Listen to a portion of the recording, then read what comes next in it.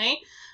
So another area where we talk about that kind of balancing of conflicting rights would be under human rights, which basic human rights are right to life, safety, and due process, which really means that you have the right to not be murdered, you have the right to feel safe, and you have the right to be not guilty until proven otherwise. So if you're convicted of a crime, you have a right to a trial. There's a list of the United Nations basic human rights where they list things like right to an education, right to select your own spouse and marry whoever you want, the right to practice your religion freely, and not all of those rights are universal. Okay. And so we might say that those are basic human rights, but those rights aren't given to all people. For example, one is the right to not exist in slavery. And yet we still have millions of people globally that still exist in systems of slavery. Right to education. When the Taliban overtook Afghanistan, they removed the right to education for women. And they no longer allow women to be educated in the country of Afghanistan. The right to choose your own spouse. So that's not actually legal in every country. Well, technically in every country it says you have the right to choose your own spouse or that you must consent, but there are a lot of cultures where arranged marriages still exist, where marriage is only legally allowed if it's between a man and a woman. And so if you wanted to marry someone of the same gender, you couldn't, because if you lived in that country. We also have, what kind of garners consent, because here we have a conflicting rights where in the United States forced marriage is illegal. Okay. And all marriages must consent of both parties must exist in all marriages. Okay, so both people have to agree to get married, and in order to do so in the United States, otherwise it's considered illegal. However, so here's where we have this conflicting rights. 34 states in the U.S. currently allow child marriage as long as the parent of the child gives consent.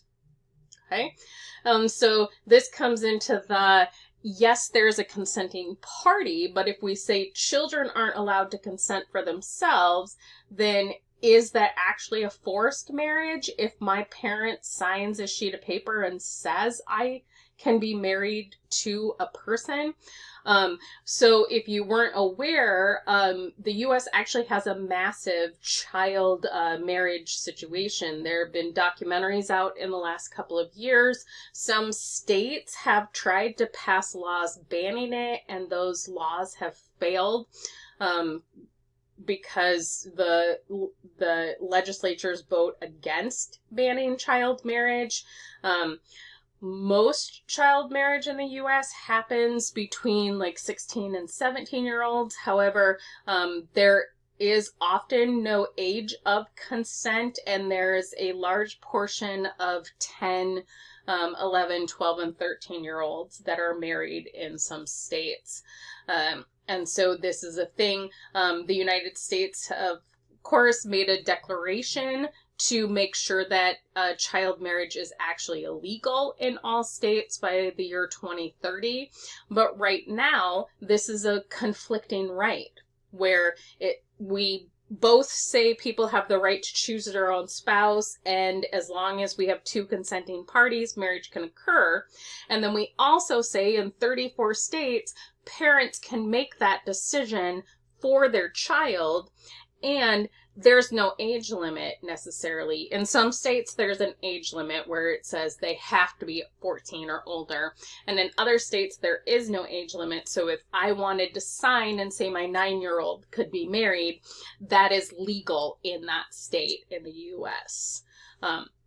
Unethical versus legal, where we get into where I'm like, that's wrong and highly unethical, but it's not against the law. So this whole personal morality versus what is and isn't illegal.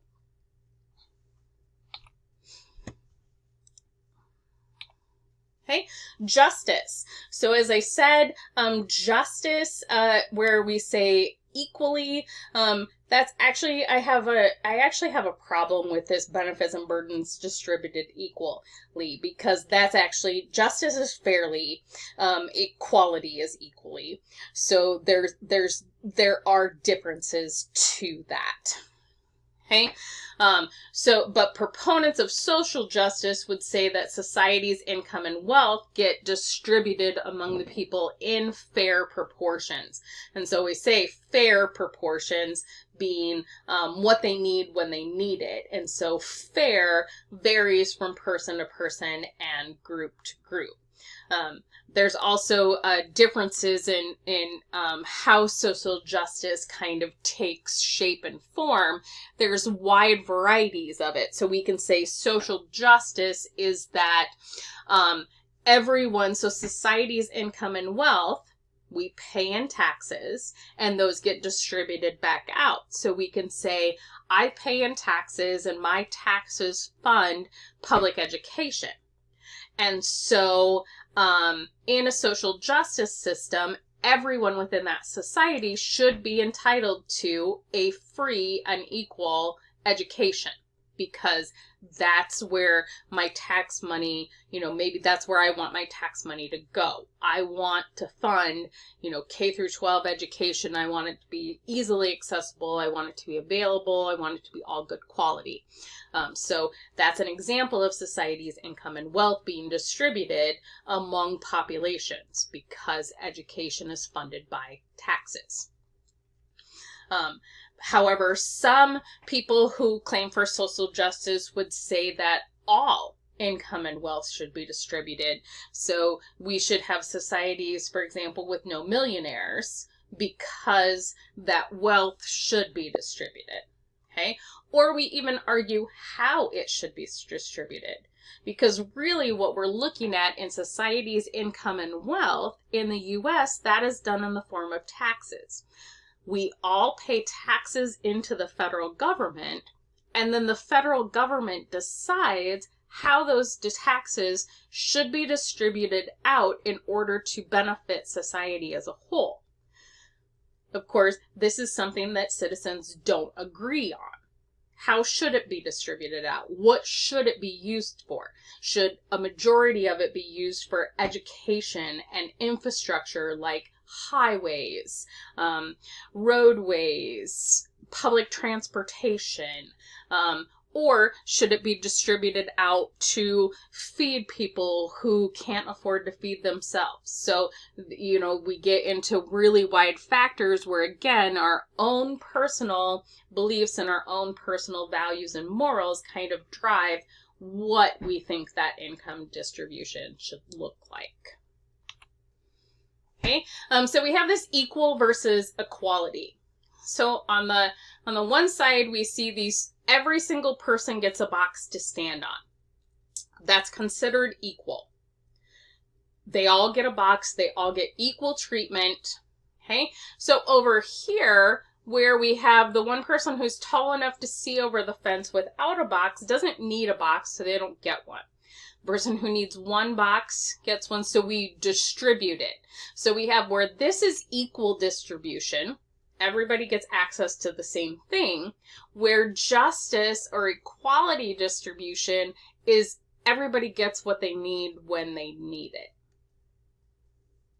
Okay? And you can debate,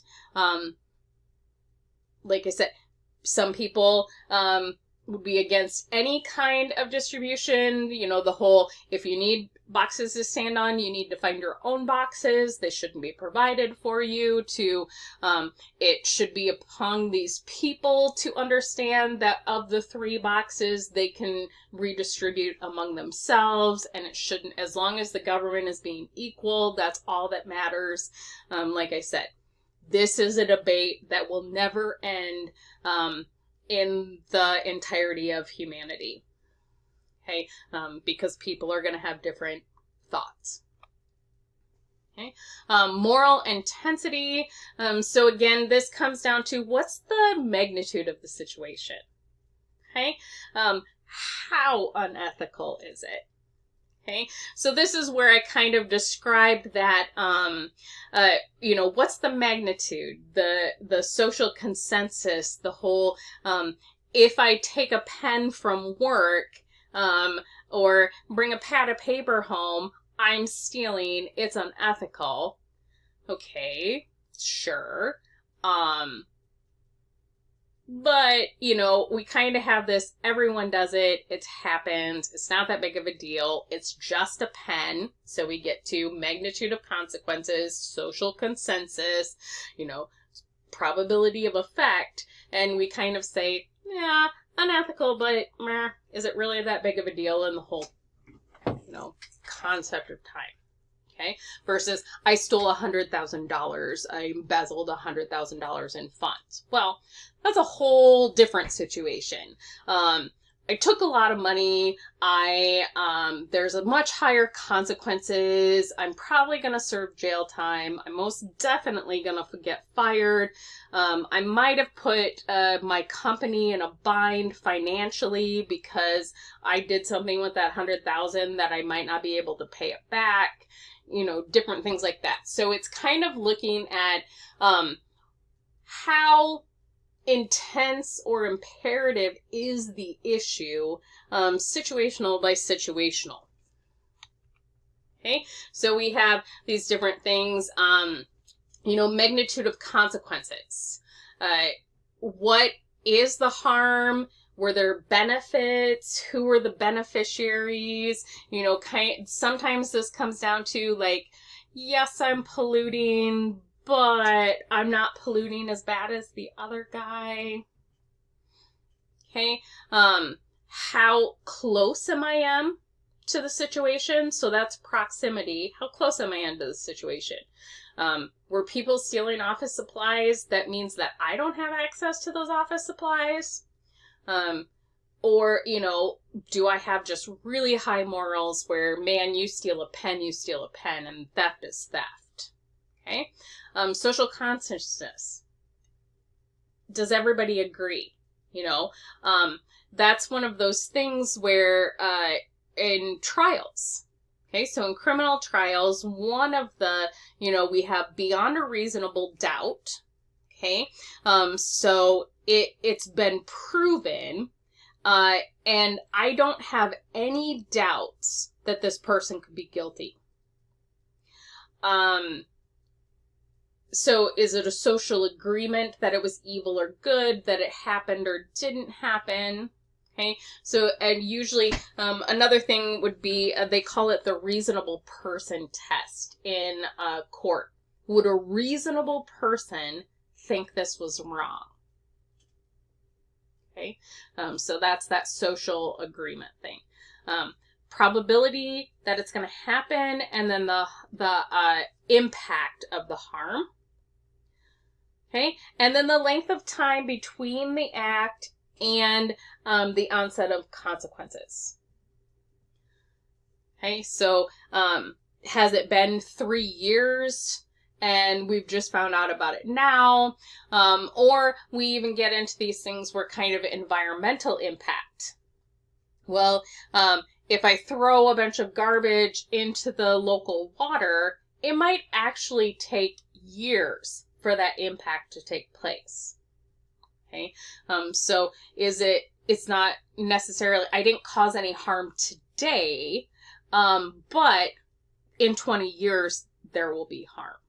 Okay, so what's the immediacy of that? Okay? We'll continue on with corporate culture in the next video.